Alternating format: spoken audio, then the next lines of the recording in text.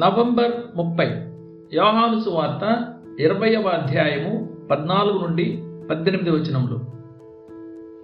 నిజమైన విశ్వాసి మనస్సులోకి క్రీస్తుని గురించిన ఎంత అల్పమైన మరియు ఇహలోక సంబంధమైన ఆలోచనలు ప్రవేశించవచ్చో గమనించండి.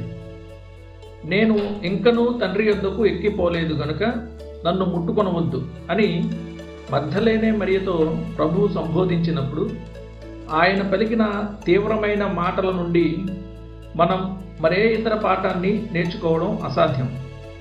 భాష కొంచెం మర్మంగా ఉందనడంలో సందేహం లేదు. దీన్ని చాలా జాగ్రత్తగా సున్నితంగా అర్థం చేసుకోవాలి. అయినా అది మొదటి ఆశ్చర్యం అనేది సహేతుకమైన కారణం. గొప్ప దుఃఖం నుండి గొప్ప సంతోషం కలిగి ఉండడం అనేది మరియ మనస్సు భరించగలిగిన దానికంటే ఎక్కువే. ఆమె పరిశుద్ధమైన నమ్మకమైన స్త్రీ అయినా ఆమె కేవలం ఒక స్త్రీ మాత్రమే. ఆమె తన అత్యధికమైన సంతోషంలో తన్ను తాను ప్రభువు పాదాలపై పడి తగని రీతిలో తన భావోద్వేగాలను ప్రదర్శించి ఉండవచ్చు. ఒకవేళ ప్రభువు శారీరకంగా సన్నిధి కలిగి ఉంటే సమస్తం సరిగ్గా ఉంటుందని, ఆయన శారీరక సన్నిధి లేకపోతే సమస్తం తప్పుగా ఉంటుందన్నట్లు ఆమె ప్రవర్తించింది.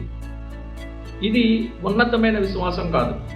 క్లుప్తంగా చెప్పాలంటే తన ప్రభువు మనిషి మాత్రమే కాక దేవుడు అనే విషయాన్ని ఆమె మరచిపోయినట్లు ప్రవర్తించింది. ఆమె ఆయన దైవత్వాన్ని చాలా తక్కువ చేసి మరియు ఆయన శరీరత్వాన్ని మరింత ఎక్కువ చేసింది.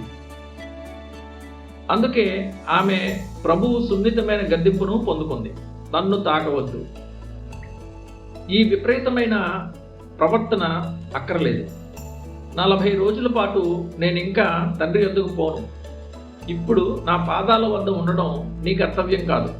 కానీ వెళ్ళి నేను లేచానని నా సహోదరులకు చెప్పు.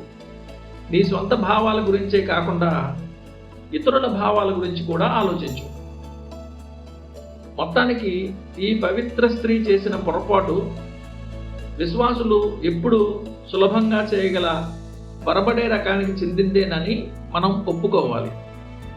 ప్రతి యుగంలో కూడా క్రీస్తు శారీరక సన్నిధి గురించి అత్యధికంగా మనసులో భావించే తత్వం అనేకులు కలిగి ఉండి ఆయన వట్టి భూలోక స్నేహితుడు మాత్రమే కాక సదాకాలం సమస్తం మీదున్న దేవుడు అని మరచిపోతున్నారు. మన హృదయాల్లో విశ్వాసాన్ని బట్టి నివసించే క్రీస్తును బట్టి సంతృప్తి చెంది 2-3 ఆయన నామంలో కూడిన చోట ఆయన సన్నిధి ఉందనే వాగ్దానాన్ని నమ్ముదాం. క్రీస్తు రాకడ సమయం వరకు ఆయన శరీర సంబంధమైన యథార్థ సన్నిధి కొరకు ఓర్పుతో నిరీక్షిద్దాం. ధ్యానం కోసం మనం ఎల్లప్పుడూ క్రీస్తు వాస్తవిక గొప్ప అనుభవంలో జీవించలేము. కానీ మనం ఎలా భావించినా ఆయన మనతో ఉన్నాడని ఎల్లప్పుడూ తెలుసుకోగలం.